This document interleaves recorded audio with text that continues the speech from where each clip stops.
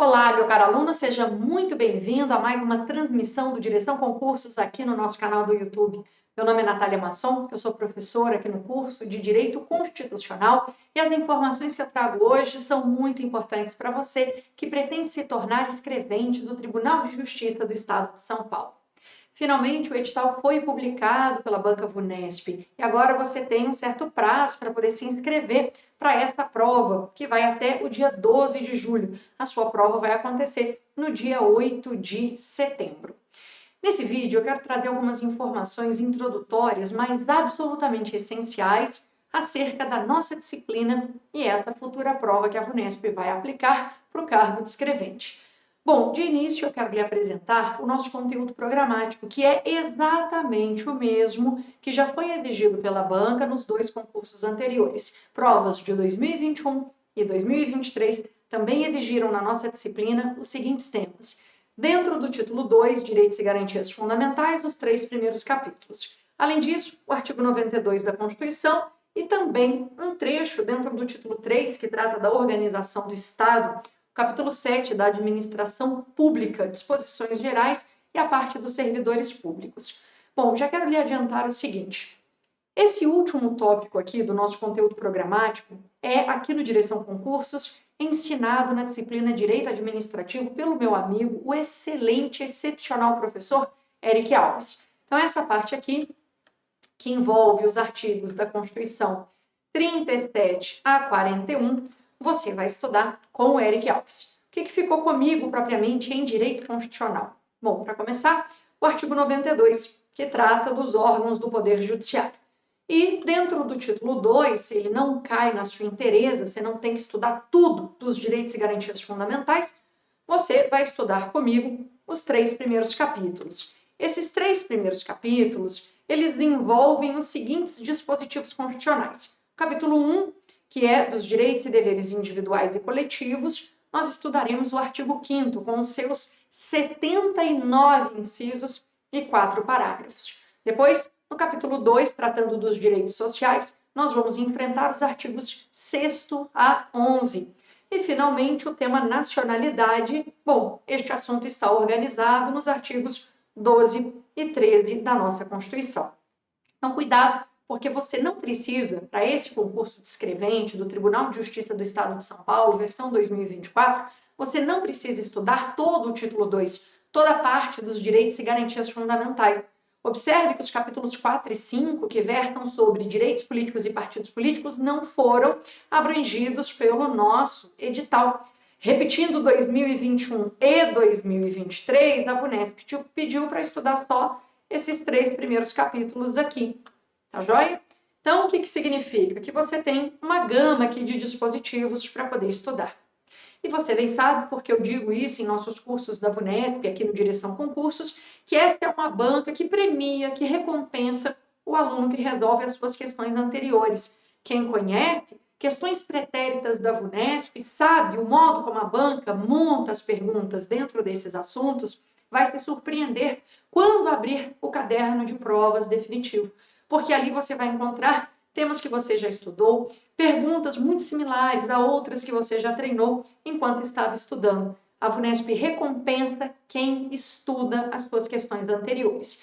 E nós faremos isso aqui no Direção Concursos, trabalhando exatamente esses dispositivos que o examinador pediu. Artigo 5º ao 13 e também o artigo 92, tá? O que nós podemos esperar da prova de Direito Constitucional de 2024? Se avaliarmos os 2 últimos exames, uma primeira informação que eu devo lhe passar é a seguinte: tanto na prova de 2021 quanto na prova de 2023, nós tivemos 7 questões na rúbrica Direito Constitucional, mas 2 delas tratavam dessa parte da administração pública que o professor Eric Alves ensina. Então, das 7 questões de Direito Constitucional, 2 normalmente abordam a parte de administração pública. Foi assim em 2021, foi assim em 2023. Então, volto a dizer, estudar com o professor Eric os artigos 37 a 41 é a certeza de encontrar pelo menos 2 questões de prova acerca desses temas. São dispositivos extensos, relativamente complexos, mas eles merecem a sua atenção, dedicação, esforço e estudo, porque eles estarão na sua prova. Você sabe disso. Em normalmente 2 questões, tá? Agora, restam 5 questões que materialmente cobram de forma bem direta o direito constitucional. Como é que elas foram divididas nos últimos concursos? Bom, no último concurso nós tivemos uma questão de poder judiciário. Esse assunto não tinha sido cobrado em 2021. Em compensação, em 2023 não teve nenhuma questão sobre os direitos sociais, tema que tinha sim aparecido no ano de 2021. Agora, 2 assuntos que são campeões e que sempre aparecem na prova rigorosamente são esses daqui: nacionalidade e os direitos e deveres individuais e coletivos. Na última prova, 2023, uma questão de nacionalidade, na de 2021, 2. Depois, direitos e deveres individuais e coletivos. Na última prova, de maneira bem intensa, 3 questões. E na anterior, apenas 2. Não é? Então, bom, agora você já conseguiu mapear quais são os artigos que devem ser lidos com atenção e muito bem estudados, e também já olhou o histórico da VUNESP. Como é que a prova de direito constitucional veio nas últimas versões desse concurso, 2021 e 2023. Aqui nós temos, então, um mapa de como a prova descrevente é elaborada pela VUNESP e nada indica que teremos alguma mudança. Muito provavelmente, a versão 2024 vem similar a esses 2 últimos exames. Tá? Então, podemos confiar que a administração pública é um tema que aparecerá de novo, talvez desta vez com uma única questão, ou então vão se repetir 2 novamente. Poder judiciário deve cair, direitos sociais, nacionalidade sempre cai, e alguma coisa de direitos e garantias individuais, como é o tema mais extenso do nosso conteúdo programático, costuma representar 2 ou 3 questões, tá? E nesse encontro aqui rápido, eu quero lhe mostrar 2 blocos de assuntos importantes. Primeiro, eu quero lhe atualizar com 2 pontos que a banca deve exigir no seu concurso. Sabe por quê? O examinador imagina que muita gente vai estudar com material reciclado, por exemplo, da prova de 2023. E nós tivemos mudanças de lá para cá, que impactaram o estudo de assuntos que estão no nosso edital. E também, claro, eu faço aqui algumas apostas. Então vamos lá? Eu vou começar te apresentando uma novidade legislativa. Se o examinador quiser cobrar de novo, como fez em 2021 e 2023, o tema nacionalidade, a principal mudança que tivemos é fruto de uma emenda constitucional que é de outubro de 2023, que é a emenda 131. Então vamos lá. Quando estamos falando do tema nacionalidade, que caiu nas últimas 2 provas, a principal novidade que temos envolve a perda da nacionalidade. E a mudança central foi instituída por essa emenda constitucional, que é a 131. Essa emenda é de outubro do ano de 2023. O que foi que essa emenda fez e que torna o assunto tão interessante para vir justamente nessa sua prova de setembro de 2024? Bom, o poder derivado reformador, que faz as emendas constitucionais e altera o texto da nossa Constituição, ele modificou as hipóteses de perda da nossa nacionalidade. Observe que nós tínhamos, antes da emenda 131, tínhamos a perda-punição e a perda-mudança. Bom, o que foi que aconteceu? A perda-punição continua existindo, mas com diferenças bem marcantes. De outro lado, a perda-mudança deixou de existir, foi retirada do texto constitucional e com a entrada em vigor dessa emenda constitucional 131 foi prevista uma nova modalidade de perda por renúncia expressa. Então, vamos lá, o que foi que aconteceu? Nós já tínhamos a hipótese de perda-punição. Ela se manteve, mas com diferenças substanciais, que eu vou agora lhe mostrar quais são. Com relação à perda-mudança, que existia antes da emenda, ela acabou, não existe mais, e foi substituída por uma outra possibilidade de perda, que é a chamada perda por renúncia expressa. O que eu acho que o examinador vai fazer numa questão envolvendo perda da nacionalidade? Ele vai colocar a redação anterior do artigo 12, parágrafo 4º, aquela redação que valia até o momento em que a emenda constitucional 131, lá em outubro de 2023, foi editada e modificou a redação do dispositivo constitucional. Então, talvez o examinador coloque em prova isso aqui para você. Olha só. Será declarada a perda da nacionalidade do brasileiro que tiver cancelada sua naturalização por sentença judicial em virtude de atividade nociva ao interesse nacional. O aluno que estudar com algum material desatualizado anterior a outubro de 2023, vai acabar considerando que isso aqui está ok, está correto. Mas não, porque essa redação, veja, está riscada, taxada, ela não vale mais, já que ela foi revogada. Por quê? Porque em outubro de 2023, um novo texto foi acrescentado e substituiu esse anterior. Então, hoje, o que é que nós temos aqui no 12, parágrafo 4º, inciso 1º? Será declarada a perda da nacionalidade do brasileiro que, inciso 1º, tiver cancelada sua naturalização por sentença judicial, não mais em virtude de atividade que é considerada nociva ao interesse nacional. Essa expressão saiu da Constituição. Agora, o cancelamento da naturalização deriva de fraude relacionada ao processo de naturalização ou atentado contra a ordem constitucional e o Estado democrático. Tá bem? Então, você percebeu o que foi que mudou? Continua existindo a perda-punição. A perda da nacionalidade em decorrência de cancelamento da naturalização do sujeito que é brasileiro naturalizado por sentença judicial, não é ato administrativo, é sentença judicial. Essa possibilidade continua existindo. Então, o brasileiro naturalizado pode ter cancelado sua naturalização por sentença judicial. Mas o que vai motivar essa sentença judicial de cancelamento da naturalização? Antes de outubro de 2023 era uma atividade nociva ao interesse nacional. Seja lá o que isso significar, né? Era uma expressão juridicamente completamente indeterminada, né? Mas, enfim, ela gerava um possível cancelamento da naturalização. Atividade nociva ao interesse nacional. Hoje, o cancelamento vai se dar de que forma? Ó, o cancelamento hoje pode se dar em virtude de fraude relacionada ao processo de naturalização. Você imagina, o sujeito fraudou o processo de naturalização, o que significa que ele nunca preencheu validamente os requisitos para poder se naturalizar. Então, quando uma sentença judicial cancela a naturalização dele, essa sentença tem efeitos retroativos. A gente chama isso no direito de efeitos ex tunc, com a letra T de testa, daqui para trás. Por que efeitos retroativos? Uai, se o sujeito fraudou o processo de naturalização, ele nunca foi brasileiro naturalizado, porque ele nunca preencheu validamente os requisitos exigidos na nossa Constituição e na legislação pertinente. Por isso, essa sentença que cancela a naturalização dele tem efeito retroativo. Ele nunca foi brasileiro naturalizado. Interessante, né?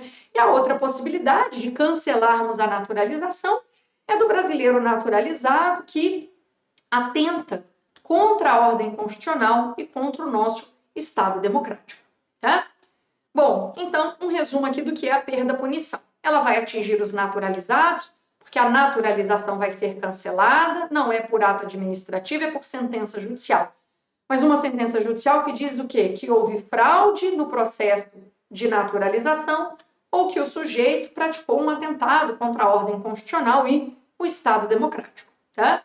Como isso mudou recentemente, fica aqui como uma novidade legislativa e, claro, uma aposta para nossa querida VUNESP cobrar, tá bem?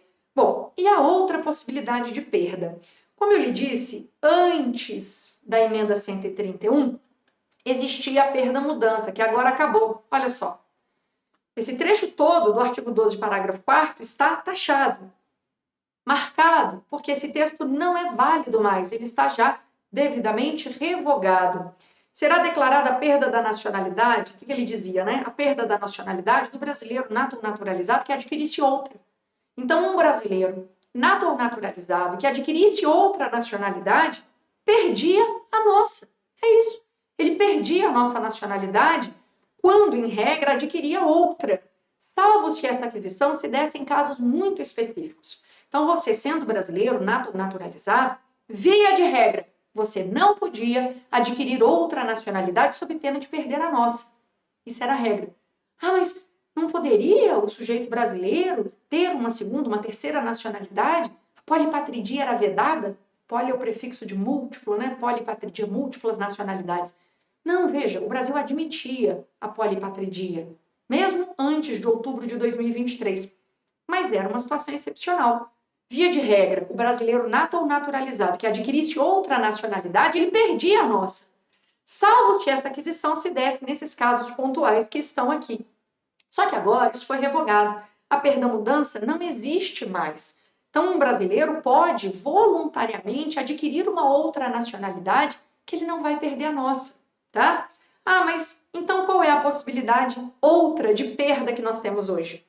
É o direito à autoexpatriação, que já estava consagrado em documentos internacionais e agora consta expressamente da nossa Constituição. É o direito de você renunciar expressamente à nacionalidade brasileira, tá? Então será declarada a perda da nacionalidade do brasileiro que fizer um pedido expresso de perda da nacionalidade perante a autoridade brasileira competente. Mas qual a ressalva que a Constituição faz? Situações que acarretem a patridia. A é o prefixo de negação. A pátria, daquele que não tem pátria. Aquele que não tem esse vínculo de nacionalidade, que é um vínculo de direito público, com Estado nacional algum.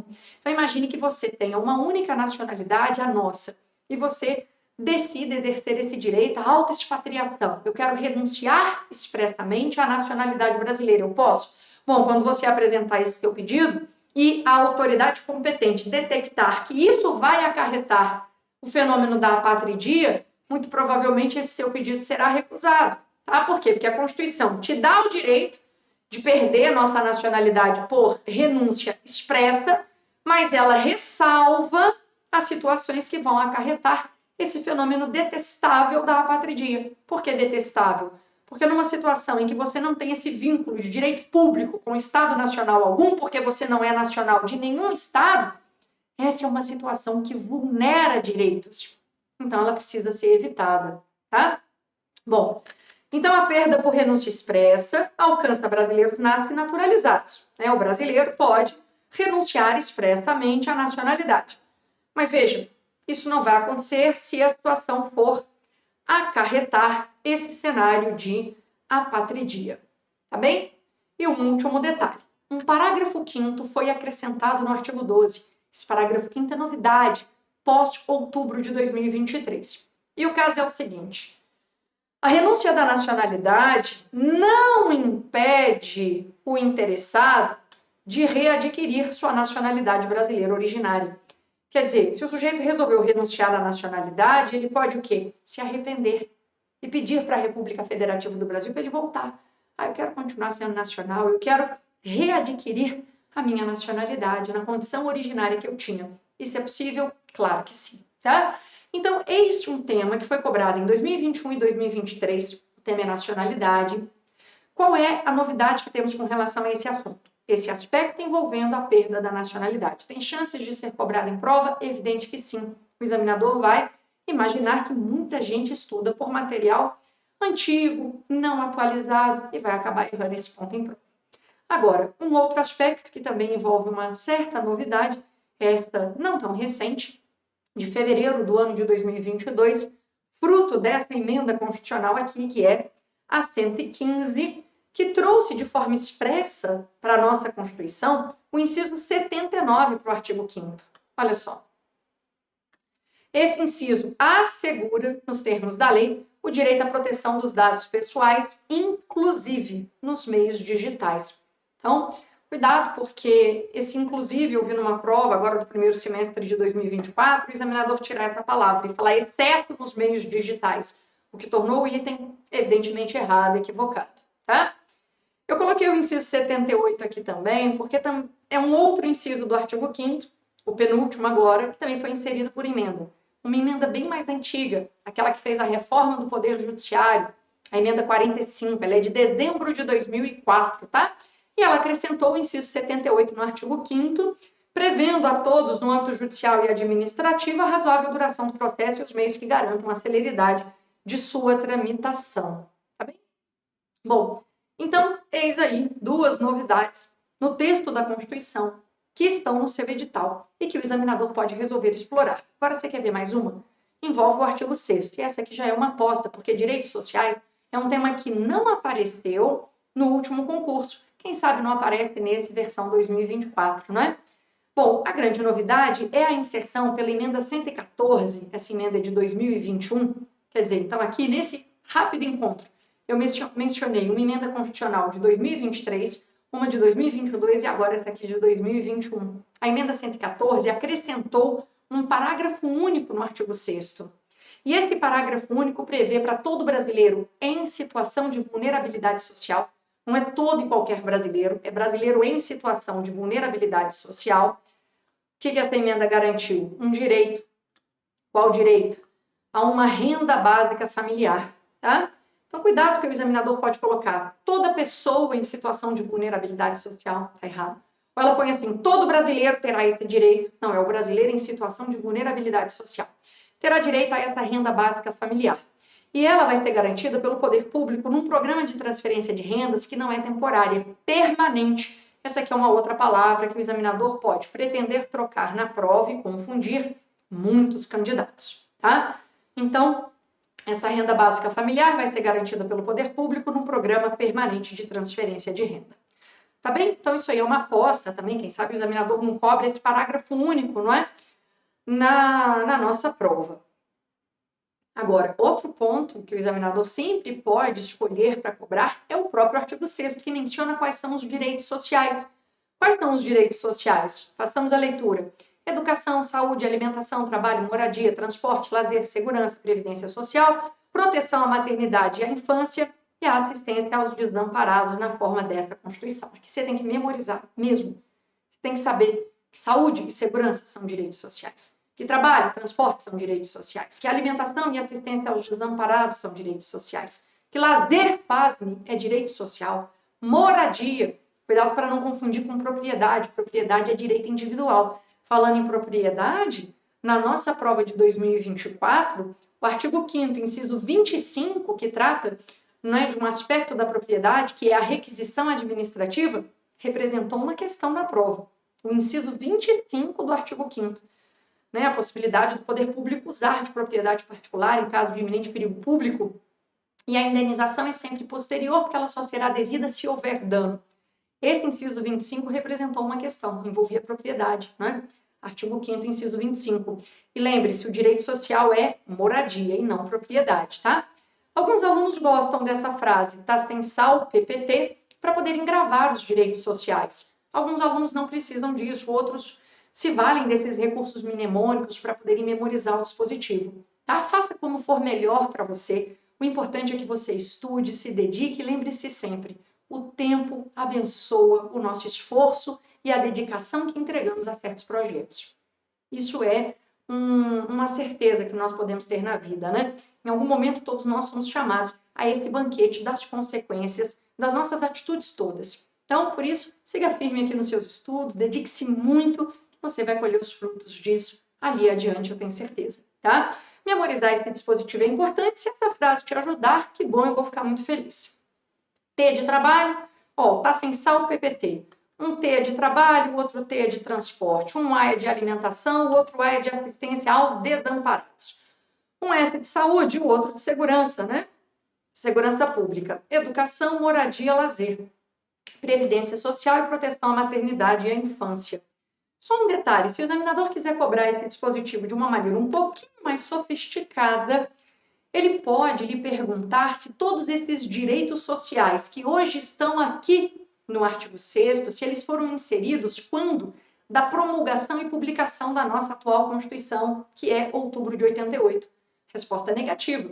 Existem alguns direitos sociais aqui que foram inseridos por emenda constitucional. Então, por exemplo, moradia. Moradia é um direito social que não nasceu com a Constituição lá em outubro de 88. Moradia é um direito social que foi incluído pela emenda constitucional 26 do ano 2000. Então, só no ano 2000, com a emenda constitucional 26, moradia se tornou direito social de forma expressa. Alimentação se tornou direito social de forma expressa só em 2010, com a emenda 64. E transporte se tornou direito social expresso só com a emenda 90, no ano de 2015, tá? Então, até vou escolher uma outra cor aqui, para eu marcar moradia, transporte e alimentação. E agora você sabe que esses direitos sociais que eu marquei em amarelo são, na realidade, direitos sociais que foram inseridos por emenda constitucional ao longo desses últimos anos, né? Agora, minha outra aposta, uma questão de novo sobre o Poder Judiciário. Você não tem que estudar o artigo 92, então é muito provável que o examinador cobre alguma coisa sobre o artigo 92. Vamos dar uma olhada nesse dispositivo e eu vou te contando como é que isso aqui já caiu em prova. Primeira regra, quais são os órgãos do Poder Judiciário? São esses listados aqui no artigo 92. O STF, Supremo Tribunal Federal, que é o órgão de cúpula do Poder Judiciário, o CNJ, o Conselho Nacional de Justiça. Um detalhe sobre o CNJ, ele foi inserido na nossa Constituição como órgão do Poder Judiciário pela Emenda Constitucional 45.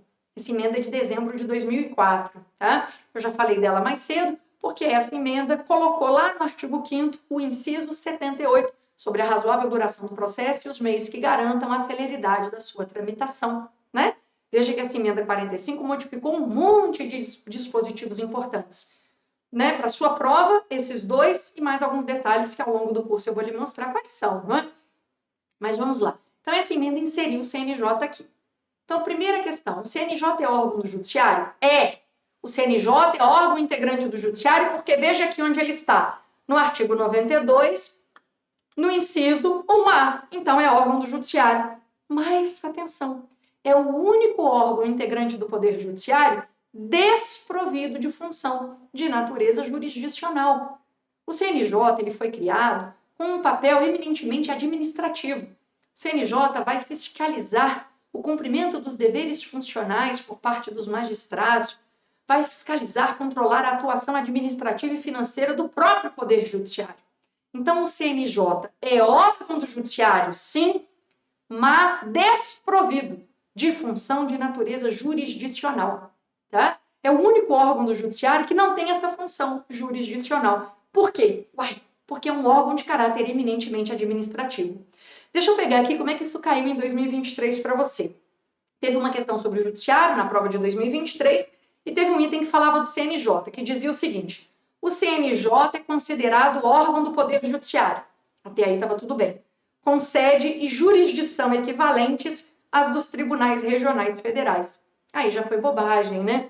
Já foi bobagem porque, para começar, o CNJ tem sede na capital federal, que é Brasília, e não tem jurisdição. Estou lhe dizendo que é o único órgão do Judiciário sem jurisdição, tá? Bom, seguindo, então eu tenho como órgãos do Judiciário o Supremo Tribunal Federal, não é Superior Tribunal Federal, é Supremo, é o órgão de cúpula do Judiciário, o CNJ, o Superior Tribunal de Justiça, STJ, o Tribunal Superior do Trabalho, os tribunais regionais federais, né, os TRFs e juízes federais, os tribunais e juízes do trabalho, os tribunais e juízes eleitorais, os tribunais e juízes militares, os tribunais e juízes dos estados e do Distrito Federal e territórios. Além disso, integram também o judiciário. Os juízes de paz, que integram o judiciário, claro, né, por exemplo, as vedações lá do artigo 95, de não poder receber a qualquer título, custas ou participação em processos, né, isso vale também para os juízes de paz. Ah, mas eles não estão previstos expressamente no artigo 92. Não estão, mas integram o Poder Judiciário. Quer ver como é que isso veio na prova de 2023? Você vai gostar dessa questão. A prova de 2023 teve uma frase, um item ali da questão de judiciário, que foi o seguinte: a Justiça de Paz está expressamente prevista como órgão do Poder Judiciário. Está onde? A Justiça de Paz está expressamente prevista como órgão do Judiciário? Ora, se os órgãos estão citados aqui no artigo 92 e você não lê a Justiça de Paz, é porque ela não está prevista expressamente como órgão do Judiciário, né? E não está mesmo. Os órgãos do Judiciário são esses daqui. E, claro, os juizados especiais e os juízes de paz que não estão expressamente no artigo 92, mas integram o Judiciário. Agora, tem um monte de outras instituições que, em razão do nome, acabam levando alguns alunos a cometerem certos equívocos. Às vezes o aluno se confunde e pensa assim: uai, Tribunal de Contas, não chama tribunal? Deve fazer parte do Judiciário. Justiça Desportiva, não chama justiça? Deve fazer parte do Judiciário. O Ministério da Justiça, não chama da Justiça? Então deve fazer parte do Judiciário. Nada disso integra o Judiciário. Você não viu essas instituições lá no artigo 92. Por quê, professora? Porque não são órgãos do Poder Judiciário, tá? Cada qual tem aqui a sua natureza. Quando a gente estiver no nosso curso aqui do TJ São Paulo, eu vou lhe explicar a natureza de cada um deles, mas a essa altura eu quero que você grave. Não são órgãos do Poder Judiciário. Por quê? Porque você não os encontrou lá no artigo 92. E sabia que isso caiu na prova de 2023? Eu vou ler para você uma das assertivas de uma das questões da prova de 23. A assertiva era a seguinte: A Justiça Desportiva é considerada órgão do Judiciário, tem autonomia e âmbito nacional e jurisdição. Claro que Justiça Desportiva não é órgão do Judiciário, ela tem esse nome, mas é um órgão de caráter administrativo, tá? Então é esse tipo de coisa que a FUNESP vai cobrar. E eu vou lhe garantir algo aqui. Se você estudar de forma direcionada e resolver múltiplas questões da FUNESP, quando, lá em 8 de setembro, você abrir o seu caderno definitivo de prova, ali você vai encontrar questões repetidas. A FUNESP premia quem a conhece e quem estuda pelas suas questões anteriores, tá bem? Esse é o recado que eu queria dar nesse vídeo muito rápido, mas que apresenta de forma introdutória pontos que vão ser essenciais para a sua preparação. Eu vou estar te esperando no nosso curso aqui do Direção Concursos.